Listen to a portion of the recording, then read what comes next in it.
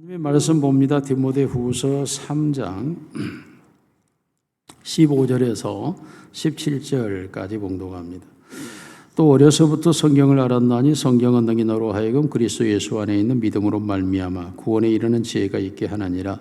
모든 성경 하나님의 감동으로 된 것으로 교훈과 책망과 바르게 함각으로 교육하기에 유익하니 이는 하나님의 사람으로 온전하게 하며 모든 선한 일을 행할 능력을 갖추게 하려 함이라. 아멘. 우리 옆사람과 인사합니다. 사랑합니다. 축복합니다. 축복합니다. 당신이 최고입니다. 무더위를 잘 이깁시다. 참 더워도 너무 덥습니다. 무더위 잘 이기시기를 바라고, 지난주에 제가 말씀을 통해서 우리의 말씀을 삶에 적용만 해도 우리가 다이어트가 된다라고 말씀을 했죠. 그렇게 해서 탐심을 버려라. 먹는 것만 줄여도 다이어트는 된다 해서 제가 여러분에게 모델로 보여주겠다 해서 얼굴부터 이렇게 젊게, 이제 아멘들을 안 하시네. 그래서 이렇게 젊은 모습으로 여러분을 만나게 됐습니다. 어쨌든 말씀대로 우리의 삶에 적용을 하게 되면 정말 우리의 삶의 현장은 너무 천국 같은 환경으로 변화될 수 있는데, 우리가 하나님의 말씀대로 삶에 적용하지 않는 것이 우리의 삶을 어렵게 만드는 결과를 가져오게 되는 겁니다. 오늘 우리가 이제 교육에 대한 설교를 마지막하고 다음 주는 이제 휴식에 대한 설교를, 안식에 대해서 하려고 하는데, 오늘 마지막으로 하나님의 형상으로 되는 유일의 법이죠. 우리 패러다임에 전환하라 하고, 패러다임에 전환은 하나님의 형상으로. 그러면 하나님의 형상이 되는 유일의 법. 우리가 지난주에 제가 잠깐 결론적인 부분에서 말씀의 적용 부분을 관계는 어떻게 할 것인가 등등 해서 말씀을 드렸습니다만, 오늘 구체적으로 한번 이 본문 말씀을 가지고 우리가 적용을 하려고 합니다. 요한복음 7장에 보면 예수님의 간절한 기도가 나옵니다. 이제 예수님께서 나는 아버지께로 가온데 이 세상에 하나님이 내게 주신 백성, 그 교회를 남겨두고 가는데 이걸 어떻게 해야 합니까? 라고 예수님의 눈물 흘린 기도가 요한복음 17장에서 계속 지속됩니다. 그때 예수님께서 요한복음 17장 17절을 보면 저희를 진리로 거룩하게 하옵소서, 아버지의 말씀은 진리이니이다 라고 예수님께서 기도합니다. 저희를 거룩하게 해달라. 거룩한 것은 오직 진리인데 진리는 아버지의 말씀입니다 라고 말을 해요. 즉 하나님의 말씀으로 저들을 구별시켜달라는 거죠. 이 구별하다고 하는 것은 우리가 특별한 목적을 위하여 다른 것으로부터 분리되다, 이런 의미예요. 이 거룩하다고 하는 것은 구별하다고 하는 건데, 구별이란 하나님의 말씀으로 특별한 목적을 위해서 저들을 다르게 해달라라는 의미의 기도입니다. 물론 이것이 인격적으로 거룩하게 되는 것을 포함합니다.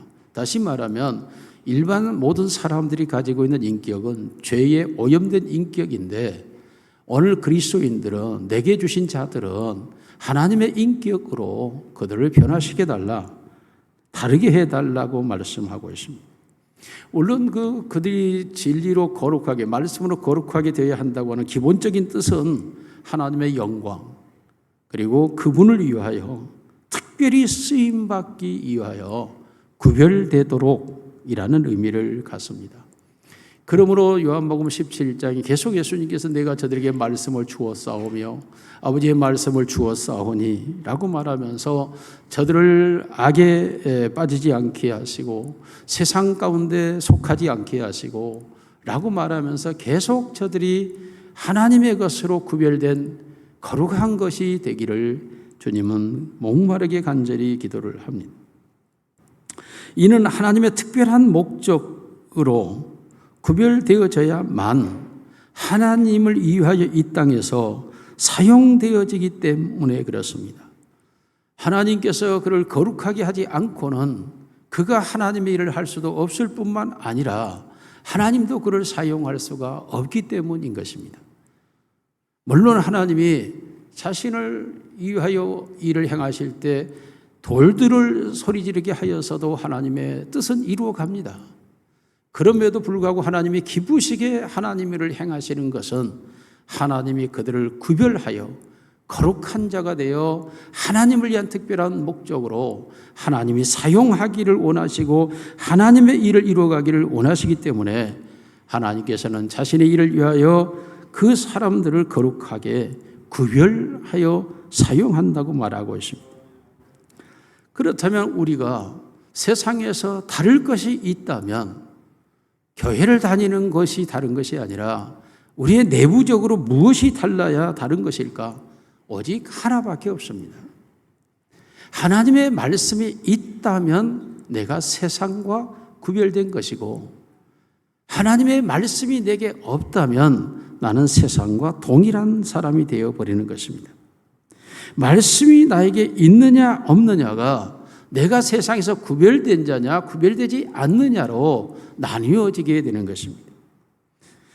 우리가 주일날 다른 곳으로 가지 않고 교회를 오는 것도 주일을 기억하여 그날을 거룩하게 지키라는 말씀이 우리 안에 있기 때문에 만민이 기도하는 아버지의 집이 교회이기 때문에 하나님이 구별한 성전이기 때문에 교회로 나오는 것이고 너희가 하나님을 찬송하라고 말씀하였기 때문에 그 말씀을 따라 하나님을 찬양하는 것이고 너희가 무엇이든지 쉬지 말고 기도하라 하였기에 우리가 하나님께 순종하여 기도하는 것이고 사랑할 수 없는 모든 세상을 사랑하고 모든 사람들과 평화하라고 하는 이 말씀도 역시 내가 모든 사람과 평화할 수 없는 자지만 화평할 수 있는 것은 하나님의 말씀이기 때문인 줄로 믿습니다.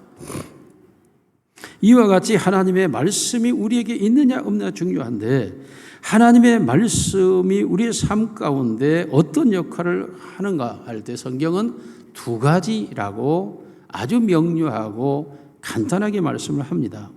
요한복음 20장 31절 요한복음 20장 31절 이 말씀을 기록하면 시작 오직 이것을 기록하면 너희로 예수께서 하나님의 아들 그리스도이심을 믿게 하려 하며 또 너희로 믿고 그 이름을 힘입어 생명을 얻게 하려 함이라고 말합니다.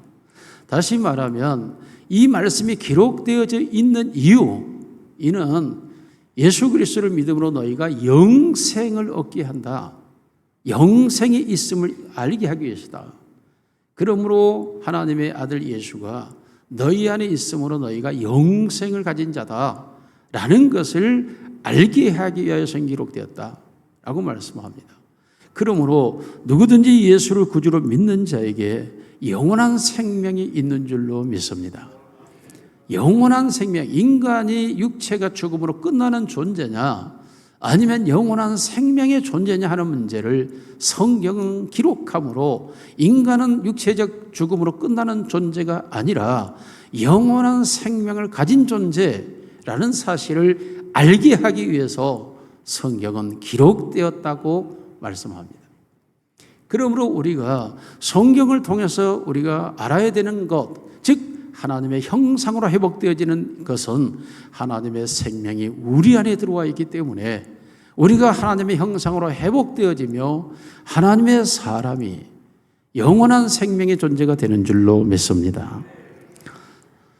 이것은 하나님께서 우리에게 은혜로 주시는 선물이라고 말합니다. 에베소서 2장 8절에 성경은 우리에게 하나님의 은혜를 인하여 믿음으로 말미암아 구원을 얻었나니 이것이 너희에게서 난 것이 아니요 하나님의 선물이라고 말합니다.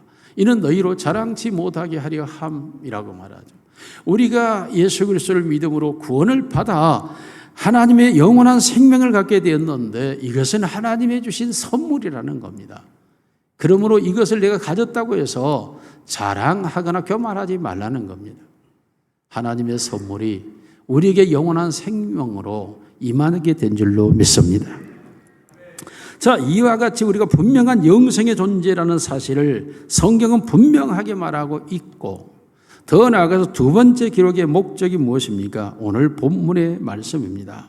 오늘 본문의 말씀은 우리로 하여금 하나님의 사람으로 온전하게 하며 하나님의 일을 온전하게 행하게 하려 하기 위함이라고 성령의 감동으로 기록되었다고 말씀합니다. 다시 말씀드리면 우리가 하나님의 사람으로 온전히 된다고 하는 것은 죄로 오염되어 있는 우리 인격이 죄에서 벗어나고 하나님의 생명이 우리 안에 들어와서 거듭난 새 생명을 통하여 우리의 인격이 새로워져서 하나님의 사람다워져서 하나님의 일을 행하기에 부족함이 없는 하나님의 일을 행하기에 온전한 자가 되게 하기 위함이라고 말씀하는 것입니다. 그러므로 우리가 이 땅에 살아가는 동안 하나님의 사람으로 온전해져 가야 하고 하나님의 일을 행하기에 온전한 자가 되어질 줄로 믿습니다. 이것은 하나님의 말씀이 우리에게 주어진 두 번째 이유라고 분명하게 성경은 말합니다. 하나님의 말씀은 우리를 삶 가운데서 들어와서 우리로 하여금 하나님의 사람으로 온전하게 하고 하나님의 일을 온전하게 행하게 하기 위하여 네 가지의 작동을 하고 있다고 말씀합니다. 그 네 가지의 작정은 모든 성경 하나님의 감동으로 기록된 것으로 교훈과 책망과 바르게 함과 의로 교육이라고 성경은 말하고 있습니다. 다시 말하면 하나님은 우리에게 무엇이 옳은가를 교훈하기 위해서 끊임없이 말씀으로 우리에게 찾아오신다는 것입니다. 무엇이 옳으냐? 두 번째로 하나님의 말씀은 우리에게 옳지 않은 것이 무엇인가를 깨닫게 하기 위하여 책망하신다고 말씀합니다. 세 번째로 하나님의 말씀 우리에게 그러면 어떻게 하면 바르게 되느냐? 바르게 될 수 있는 방향성과 방법을 우리에게 제시한다는 것입니다. 그러므로 네 번째로 그 의로움을 지속적으로 유지 발전해 갈 수 있도록 하나님의 말씀은 우리를 이끌어간다 라고 네 가지의 방법론을 우리에게 분명하게 제시하고 있습니다. 그러므로 하나님의 말씀은 이와 같은 역할을 통하여서 우리 안에 들어와서 우리로 하나님의 사람으로 온전케 하려 하기 위함이라고 말합니다. 그러므로 하나님의 말씀을 찾는 하나님의 사람들, 다시 말하면 교회에 다니는 모든 성도들은 이 세상의 것에 취하여 있는 자들이 아니라는 것입니다. 다시 말하면 죄에 의한 죄의 사람이 아니고 마귀에 의한 마귀의 사람이 아니고 민족주의적 사관이나 민족적인 주의자도 아니고 이념에 사로잡혀 있는 사상가도 아니고 그리고 이 세상의 윤리와 도덕에 매이는 도덕가도 아니고 하나님의 사람으로 온전케 하기 위함, 이게 교회고 이게 기독교고 이게 신앙이라고 말하는 것입니다. 오늘 한국교회의 위험이 너무 교회가 정치적으로 치우쳐가고 사상과 이념으로 내몰리게 있는 과정들이 너무 위험한 수위를 지금 지나가고 있는 것입니다. 교회의 목적은 성경의 기록은 분명하게 교회를 오는 건 성경을 믿기 위한 것이고 성경을 알기 위해서인데 성경은 분명하게 하나님의 사람으로 온전하게 하기 위함인 것입니다. 그러므로 교회를 와서 우리가 무슨 정보통신과학자가 되는 것이 아니라 하나님의 사람으로 영성화되어져 가는 것, 영적인 사람이 되어져 가는 것, 이것이 바로 성경이 우리에게 주어지는 목적입니다.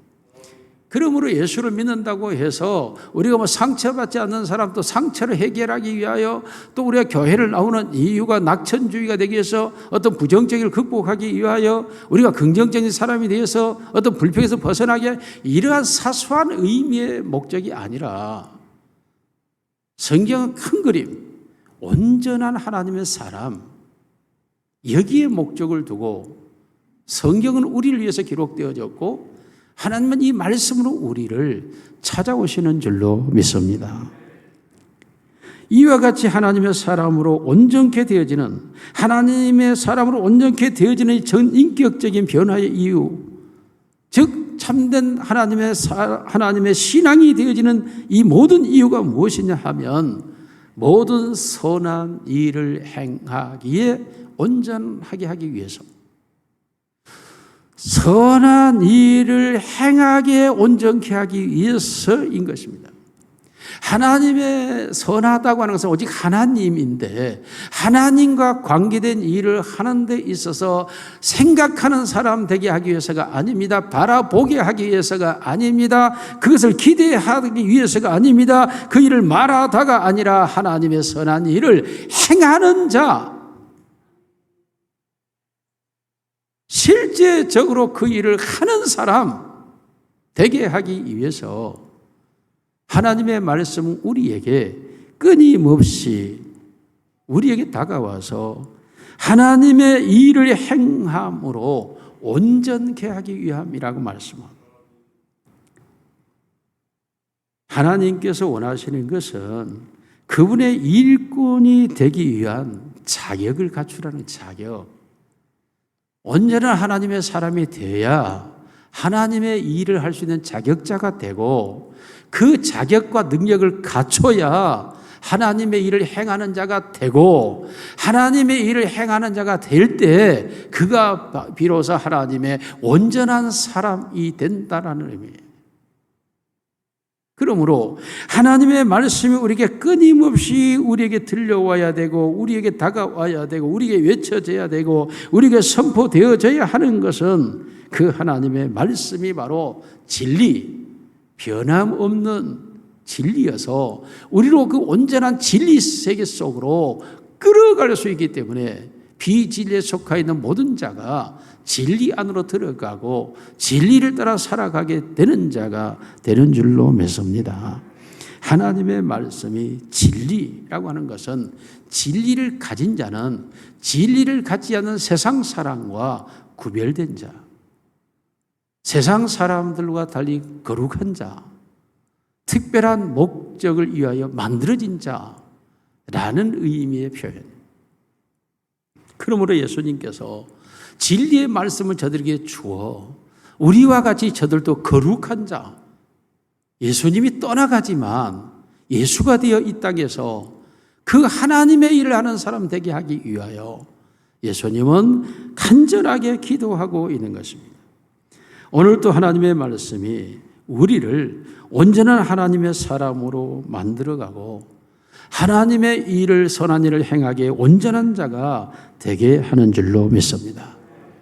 그러므로 하나님의 말씀 앞에 우리는 서야 되는 거예요. 우리가 그리스도인이라면, 교인이라면, 성도라면, 신앙인이라면 항상 우리는 하나님의 말씀 앞에 서야 합니다. 하나님의 말씀이 내게 뭐라고 하는지 먼저 교훈을 받아야 되는 거예요. 하나님의 말씀으로 끊임없이 내가 교훈을 받아야 됩니다. 교훈한다고 하는 말은 하나님의 말씀을 알아야 된다는 거예요. 알아야 된다. 그래서 예수님께서 성천하시면서 그의 제자들을 불러 모아놓고 그들에게 말하기를 너희는 모든 족속으로 세례를 받게 하고 이 말씀을 가르쳐 지키게 하라. 가르쳐 순종하게 하라. 가르쳐 그 말씀을 따르게 하라 할 때 가르치다 라는 말은 알을 목표로 하는 거예요. 알을. 그 말씀을 알게 하라는 알게 하라. 내가 너에게 분부한 모든 것을 알게 해라. 그 말씀을 깨닫게 하라 라고 말씀하고 있는 거예요. 그러므로 그 말씀을 가르치는 목적 위에 알게 하고 깨닫게 하고 그것에 대하여 내가 순응할 수 있는 자리로 나아가게 하는 것이 바로 가르치다라는 의미예요. 사도 바울이 고린도 교회를 개척했는데 사도 바울이 고린도 교회를 떠난 후에 고린도 교회 안에 수많은 분쟁의 요소들이 존재를 하고 있었죠. 고린도 전서를 보면 고린도 교회의 분쟁의 이유가 무엇이었느냐? 23번에 걸쳐서 고린도 전서에 계속 등장하는 단어가 있습니다. 그 단어가 뭐냐면 너희가 알지 못하여, 너희가 알지 못하여, 너희가 알지 못하여, 너희가 알지 못하여 계속 바울이 강조하는 거예요. 우리가 고린도전서 2장 8절 뜨나요? 안 뜨나요 지금? 네, 시작. 이 지혜는 이 시대의 통치자들이 한 사람도 알지 못하였나니 만일 알았더라면 영광의 주로 십자가에 못 박지 아니하였으리라. 11절. 사람의 일을 사람의 속에 있는 영 외에 누가 알리요? 이와 같이 하나님의 일도 하나님의 영 외에는 아무도 알지 못하네. 알리요 알지 못하느니라. 끊임없이 고린도 전서에서 계속 고린도 교회 문제의 원인과 그 모든 사건의 상황이 알지 못한 데서 지금 너희가 이 일을 발생시키고 일으키고 있다라는 거예요. 다시 말하면 우리말로 무식하여라는 말이에요. 너희가 무식하여 이 일을 하고 있다는 거예요. 이 문제를. 고린도 교회를 향한 책망이죠. 알아야 할 것을 알지 못하면서 아는 채 한다는 겁니다. 알아야 할 것을 잊어버렸으면서도 그것을 기억하지 않고 있다는 것입니다. 우리가 교회를 다니면서 신앙을 가졌다고 하는 믿는다라고 말하는데 무엇을 믿는다는 것일까요? 내가 아는 것을 믿는다는 것입니다. 내가 알지 못하면 믿을 수가 없습니다. 알지 못한 것을 어떻게 믿겠습니까? 알아야 믿는 거죠. 그러므로 가장 전제되어져야 될 것이 우리가 믿는다, 믿어야 된다, 믿음으로 구원받는다고 말하지만 그 믿음의 전제 조건은 반드시 내가 아는 것만 믿을 수가 있어요. 아는 정도만 믿을 수 있어요. 아는 분량만큼만 내가 믿음을 가질 수 있습니다. 아는 상태에만 내가 믿음을 유지할 수가 있어요. 알지 못하는데 어떻게 믿습니까? 그런데 한국교회가 알지 못해도 믿는다, 그리고 그 믿음으로 구원을 받는다, 이런 거짓말이 어디 있습니까? 무엇을 믿는데, 어떤 것을 믿는데, 믿음이 무엇인데 이걸 알지 못하면서 나 믿는다? 도대체 이게 무슨 말입니까? 내가 분명히 얘기했죠. 영어 성경에서는 믿음에 대한 종류가 분명히 구분되어 있다. 말을 믿으면 빌리브가 되어 있다. 대상, 그 상대의 인격을 믿을 때는 그것이 트러스트로 되어 있다. 이게 구분되어 있어요. 명확해요. 그 사람의 인격을 믿느냐, 그 사람의 말을 믿느냐, 그 사람이 하는 것을 믿느냐. 할 수 있기 때문에 믿는다 할 때 이 말은 또 다른 뚜루예요. 언어와 영어 성경은 분명히 구분되어 있다고요. 그런데 우리는 그걸 구분하지 않고 막 믿는다라고 얘기하다 보니까 한국교회 전체가 무식에 빠져버린 거예요. 이게. 그러니 이단이 창고라는 거예요. 이단이 무엇을 믿는지도 몰라요. 어떤 것을 믿는지도 몰라요. 믿음이 어떤 건지도 이해를 못해. 그러면서 믿는다는 거예요. 성경은 문자로 되어 있다 했어요. 문자는 대단히 똑똑해야 되는 거예요. 문자는 이해력을 전제로 하고 깨달음을 우선하고 있기 때문에 가르칠 교자가 교회 아닙니까? 가르쳐서 깨닫는 것이 교회예요. 그런데 내가 깨닫지 못했는데 무엇을 안다는 겁니까?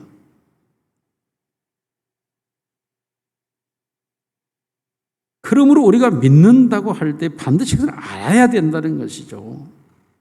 디모데후서 1장 12절에 보면 내가 믿는 것을 내가 믿는 자를 내가 알고 또한 나의 의탁한 것을 그날까지 저가 능히 지키실 줄을 확신한다라고 말해요.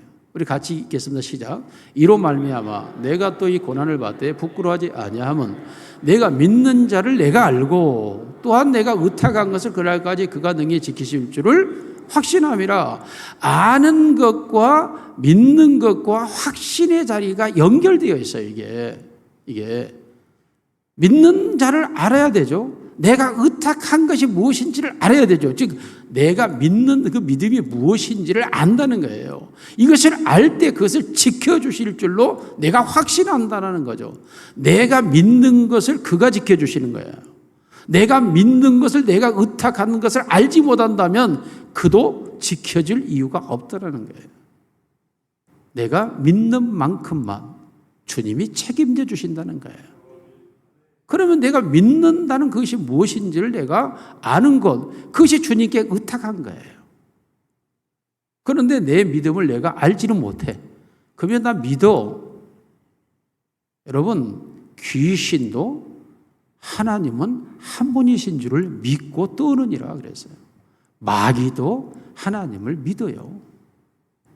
예수님을 믿는다고요.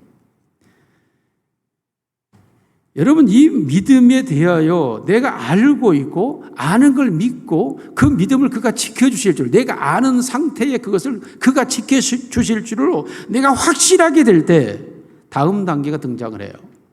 확신하게 되면 그 다음 단계가 적용의 단계로 들어가는 거예요.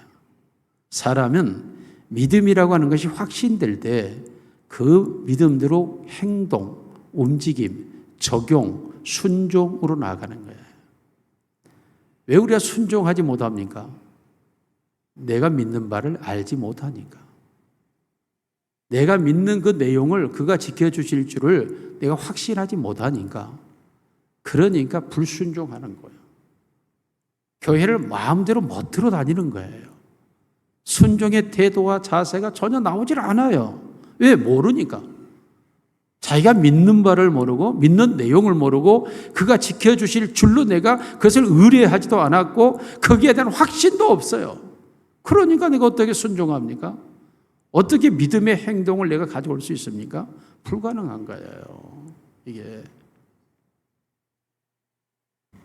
아는 것이 내게 확신되어질 때 그때부터 내가 그것을 계속 나아가게 되는데, 디모데전서 4장 16절,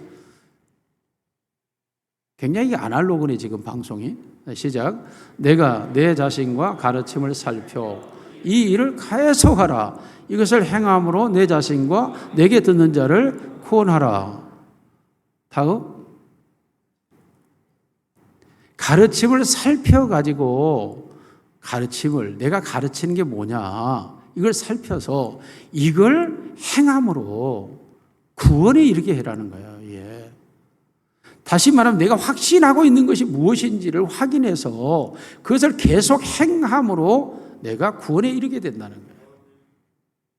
내가 확신이 없으면 행함이 일어나지를 않는다는 것입니다.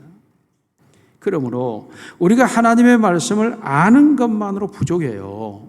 아는 것만으로, 확신만으로 부족하다고요. 그 확신이 순종하고 적용될 때 그것이 내 것이 되는 거예요. 이것을 우리는 멀리서 볼 것도 없어요. 창세기 3장에서 바로 등장해요. 최초 인류의 타락에서 바로 등장을 해요. 에덴 동산에 하나님의 건의시는 소리가 들려요. 하나님이 아담과 하에게 말씀을 해요. 전 중앙에 있는 선악과는 먹지 마라. 아담과 하와가 하나님이 에덴 동산에 있는 줄 알아요. 압니다. 하나님이 그거 먹지 마라 말씀한 줄 알아요. 그래서 하와가 사단이 뱀으로 와서 유혹할 때 이것을 먹으면 하나님이 죽을까 하노라 하였다라고 말씀해요. 그런데 문제가 뭐죠? 죽는다에 대한 확신이 결여되어 있기 때문에 불순종하고 선악과를 따먹게 되는 거예요. 만일에 죽는다가 확신이 되었다면 이걸 따먹을 수가 없죠. 행위의 문제가 어디에서 오느냐? 확신에서 오는 거예요. 이게 우리가 확신이 있다면 행동하게 되죠. 불신 지옥, 믿음 천국이라고 한다면 내가 정말로 불신자처럼 생각하고 말하고 행동하고 느끼는 일을 할 수 있을까요? 지옥이라는 확신이 온다면. 반면에 내가 천국이라는 확신이 있다면 내가 예수 그리스도를 믿는 믿음을 통하여 그의 말씀을 따라 순종하면서 그 모든 행위를 가져갈 수 있을까요? 없을까요? 있죠. 왜요? 사람의 마음의 즐거움은 행동의 원인이 되는 거죠. 마음의 기쁨이, 마음의 즐거움을 주는 원인이 나를 행동하게 하는 원인인 자가 되기 때문에 내가 행동하게 되는 거예요. 그러므로 갈라디아 5장에서 성령의 열매는 이하여 성령이 내 안에 임하여 있다면 그 열매는 사랑과 희락과 화평과 우리 참과 자비 양성과 충성과 온유 절제라고 말하죠. 반면에 하나님의 성령이 내게 없어요. 그 열매가 없죠. 그는 육신에 속한 자예요.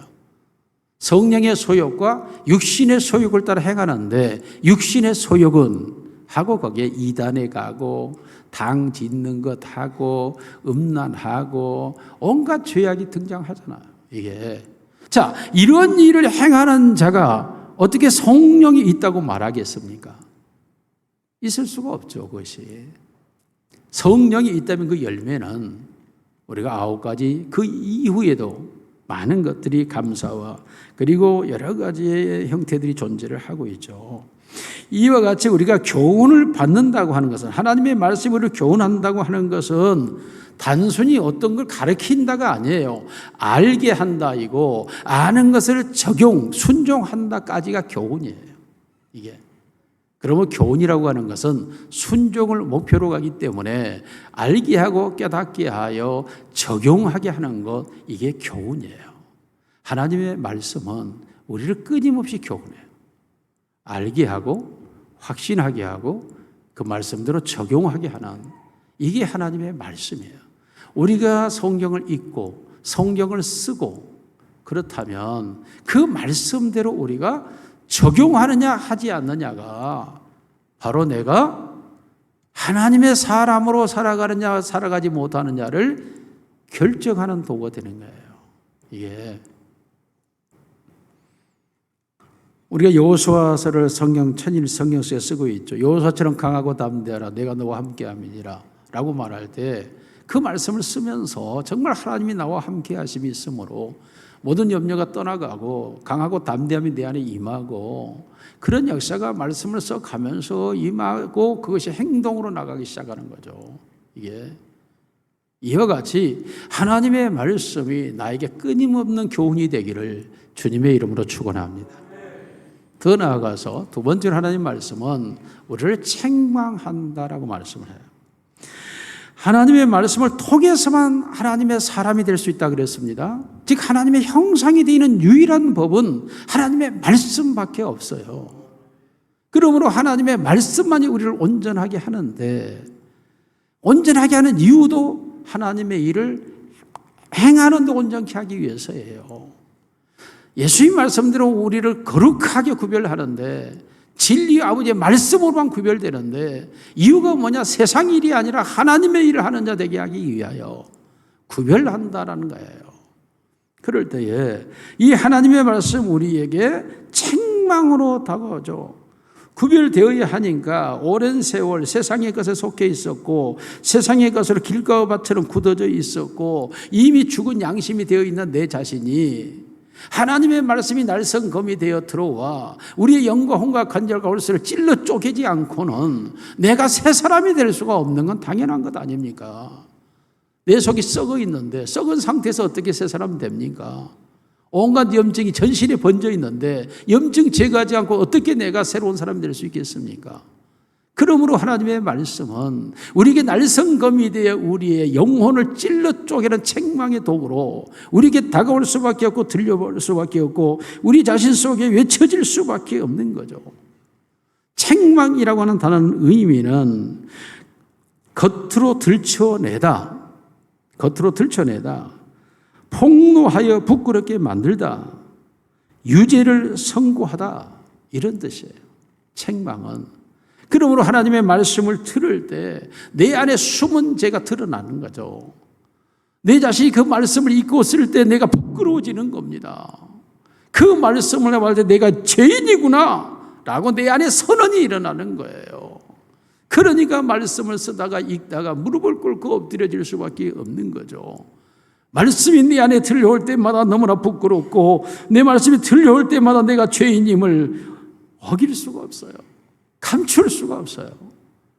그러므로 하나님의 말씀 앞에서 내가 얼마나 연약한 자인지, 얼마나 부족한 자인지, 얼마나 더러운 자인지, 악한 자인지, 불의한 자인지 말씀을 대할 때마다 내 안에 끊임없는 책망이 달려들기 시작합니다. 그러므로 내가 알지 못했던 것들이 깨달아지기 시작하는 거죠. 이제까지는 내가 그냥 덮어놓고 살았던 것들이 들춰지기 시작하는 거예요. 내 안에 속삭이기 시작하는 거죠. 하나님의 말씀이 얼마나 놀라운지. 여러분, 러시아와 우크라이나 전쟁이 갑자기 지금 역전된다고 나오죠. 역전된 이유가 단 한 사람 때문이에요. 이 전쟁 역전되는 게 우크라이나의 국방부 장관하고 총사령관을 바꾼 그 두 사람의 이야기가 아니에요. 그 두 사람이 물론 젊은 사람으로 바뀌어져서 모든 전략이 바뀌어졌다는 그 이유가 하나죠. 미국의 일론 머스크라는 한 사람 때문이에요. 일론 머스크는 자기의 민간 사업을 통해서 우주 속에 6,000개를 깔아놨어요. 러시아는 그 우주를 찍고 있는 것이 수십 개 있어요. 그러나 그게 돌면 하루 지나요.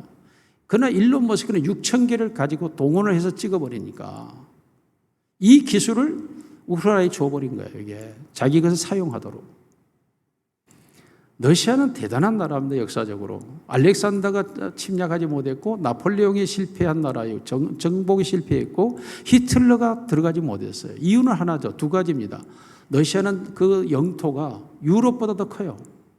그러니까 러시아를 침공하려고 가다 보면 가도 끝이 없어요. 이게. 그러니까 결국은 그 나라를 들어갈 수가 없어요. 침략할 수가 없어요. 정복할 수가 없어요. 그래서 다 패배해요. 유럽이. 영토가 너무 넓어서. 그러니까 그걸 믿고 러시아, 소비에트는 전쟁하고 당하죠. 누구도 해볼 수 없는 나라, 역사적으로 기록된 나라이죠. 영토가 너무 광활하죠. 예. 근데 여러분, 이번에 일론 머스크가 제공하는 것이 뭐죠? 드론이죠. 놀랍게도 이 드론이 3,000km를 날아가서 러시아의 정유시설을 파괴시켜버린 거예요. 러시아가 너무 부끄러운 나라가 돼버린 거예요. 러시아는 정말 자존심이 강한 나라예요. 세계적으로. 왜? 정복당한 적이 없으니까. 그 민족은. 얼마만큼 부끄럽습니까? 산유 수출국에서 산유 수입국이 돼버린 거예요. 기름이 없어서가 아니에요. 기름을 정제해야 될 공장이 다 파괴돼버린 거예요. 땅에서 기름이 나온다고 바로 차에다가 넣을 수 있는 게 아니죠. 그걸 공제해서 그것이 휘발유가 되게 하고 경유가 되게 하고 항공유가 되게 하고 이렇게 나누죠. 그게 정유시설이에요. 정유시설 다 파괴시켜버리니까 당장 탱커가 멈추고 비행기가 멈추고 온갖 집안의 난방유가 다 멈추고 러시아에 차가 기름을 넣지 못하고 기름까지 고공행진하고 한순간에 나라가 거지 나라가 될 정도로 취약해져 버린 거예요. 역사 속에 도무지 있을 수 없는 일이 일어나 버린 거예요. 그리고 나라가 광활하다 보니까 이 광활함이 무기였는데 드론과 딱 맞닥뜨리고 보니까 광활함이 관리할 수 없는 나라가 되어버려요. 예. 정말 하나님께서 이 시대에 대제국을 어떻게 무너뜨리는가. 앞으로 후대 역사는 너무 놀랍게 이 사실을 평가할 것 같아요. 러시아라는 대제국이 어떻게 한 사람에 의해서 무너질 수 있는지 이게 상상할 수 없는 세계가 지금 우리 앞에 와버린 거예요. 지금 전쟁은 로봇 전쟁 시대를 열어버린 거죠. 사람이 전쟁을 안 해요. 로봇이 로봇을 조종하여 전쟁하는 시대. 이제 이런 시대가 와버린 거예요. 하나님께서 다스리시는 세계의 역사가 물론 바빌론의 멸망도 기가 막힌 그 시대 속에서는 있을 수 없는 일이 일어난 거죠. 또한 아시리아가 무너지는 것, 정복되는 것도 정말 상상할 수 없는 일이에요. 이집트의 문명의 멸망도 그래요. 역사 속의 고대 문명의 멸망들도 상상할 수 없는 일이었고 또한 2차 대전 등의 패배의 원인도 너무나 기가 막힌 일들이죠. 뭐 지금으로 말하면 원자폭탄이 일본 히로시마에 떨어지는 것이 지금의 마치 러시아를 무너뜨리기 위한 드론의 공격과 같은 거죠. 역사적으로는. 시대마다 역사마다 하나님께서 교만함을 어떻게 무너뜨리는지 인류의 바벨탑을 어떻게 하나님 간단하게 제거하시는지 현실을 바라보면서 너무 놀라우신 하나님을 찬양하면서도 경외하고 두려운 거죠. 이게 하나님의 말씀 속에 들어있잖아요. 만왕의 주가 하나님이시고 만물이 그로 말미암고 만물이 그에게서 나오고 그의 뜻대로 되느니라. 그 적은 우크라이나 러시아가 끊임없이 공격하니까 하나님이 한순간에 역전시켜버리는 거죠. 러시아를 부끄럽게 만들어버리는 거예요. 이게 하나님이 행하신 일들을 우리가 바라볼 때 그 말씀 속에서 들여다보면 하나님이 행하신 일이 한순간에 인생도 마찬가지고 국가도 마찬가지고 한 대기업도 마찬가지고 역사도 마찬가지죠. 이게 자, 오늘 우리가 하나님의 말씀이 우리 안에 들어와서 무뎌진 우리의 죄를 공격할 때 저 광활한 러시아, 무너지지 않을 것 같은 러시아가 무너지는 것처럼 우리 속에 견고한 죄악의 성들이 악한 마귀가 쌓아놓고 있는 그 정말 견고한 진이 되어 무너지지 않을 것 같은 우리 속에 쓴뿌리가 폭파되어 버리고 우리의 탐욕의 교만이 날아가 버리고 우리의 죽은 양심이 살아나 버리는 기적의 역사가 하나님의 말씀으로 되는 줄로 믿습니다. 그러므로 하나님의 말씀이 우리 속에 책망하는 그 순간 내 안에 상상할 수 없는 일이 일어나 버리는 거죠. 이것이 바로 너희가 성령이 임하면 너희가 권능을 받고 라고 권능이라고 하는 것은 알 수 없는 파워가 우리 안에서 폭파되는 것, 마치 다이나마이트가 폭파되는 것처럼 우리 속에 영혼이 진동해 버리는 거죠. 지진을 일으켜 버리는 겁니다. 그래서 뒤집어져 버리는 거죠. 이때 눈이 밝아지고 귀가 열리고 우리의 의식이 새로워지고 우리의 영이 또렷해지고 그러므로 하나님의 살아계심을 우리가 확인하게 되고 그 하나님을 향하여 나아가는 하나님의 사람이 되어 하나님의 일을 행하기에 온전한 자가 되는 줄로 믿습니다. 하나님의 말씀은 이와 같은 능력으로 우리에게 끊임없이 다가오는 것이죠. 그래서 우리의 단순한 생각이나 감정이나 의지를 단순하게 우리가 바꾸다가 아니라 근본적으로 우리의 영이 새롭게 되어버리는 내 안에 폭파되는 역사가 일어나므로 하나님의 말씀은 책망, 나의 부끄러움을 드러내고 나의 숨어진 것을 밝혀내고 나를 유죄로 선고함으로써 내가 거기서 깨닫고 회개하고 통곡하고 돌아설 때 하나님의 성령이 내게 역사하심으로 하나님의 사람이 되는 줄로 믿습니다.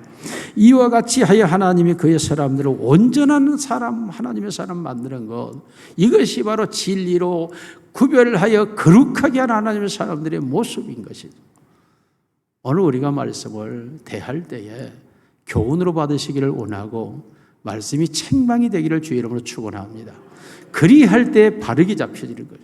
내가 지금까지 굽어진 인생이었는데, 삐뚤어진 인생이었는데, 약간 오기적인 인생이 비아냥거리는 조롱거리는 인생이었는데 정직하고 진실하고 바르게 내 마음이 세워져 버리는 거죠.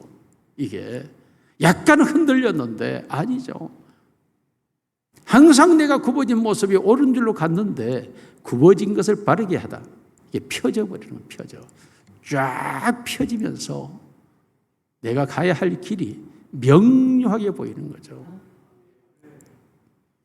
그러므로 올바르게 해요. 하나님의 말씀이 나를 바르게, 그리고 이것을 지속적으로 갈 수 있도록 하나님의 말씀이 내게 권면하고 권고하고 내게 역사하여서 하나님의 사람으로 살아가게 되는 줄로 믿습니다. 놀랍게도 내가 아니라 하나님의 말씀이, 예수님은 자신을 가리켜 내가 곧 말씀이라고 했습니다. 내가 하늘에서 온 산떡이라고, 나를 먹는 자는 죽어도 산다고 말씀합니다. 오늘 우리 모두가 이 말씀이 내 안에 들어와서 나의 생명이 되고 나의 능력이 되는 교훈과 책망과 바르게 함과 의로 교육됨으로 하나님의 사람으로 온전하게 되고 하나님의 일을 행하는 온전한 사람 되시기를 주님의 이름으로 축원합니다. 살아계신 우리 아버지 하나님 감사합니다. 죄로 말미암아 죄 가운데서 사단의 종으로 매여서 눌려서 영원히 죽을 수밖에 없는 우리에게 말씀으로 다가오셔서 우리에게 영원한 생명을 주시니 감사합니다. 영생이 있음을 알게 할 뿐만 아니라 우리를 교훈하고 책망하고 바르게 하고 의로 교육하여 하나님의 사람으로 온전케 하고 하나님의 일을 행하기 온전한 자가 되게 하시니 감사합니다. 하나님의 말씀이 끊임없이 내 안에 역사하여 주시옵소서. 항상 말씀 앞에 서 있는 내 모습 보게 하옵소서. 말씀이 나의 생명이요 나의 주인이요 나의 능력이 되어주시고 말씀이 나의 생각이요 나의 감정이요 나의 양심이 되어주셔서 말씀의 사람이 되게 하옵소서. 우리 주 예수님 이름으로 기도드리옵나이다. 아멘.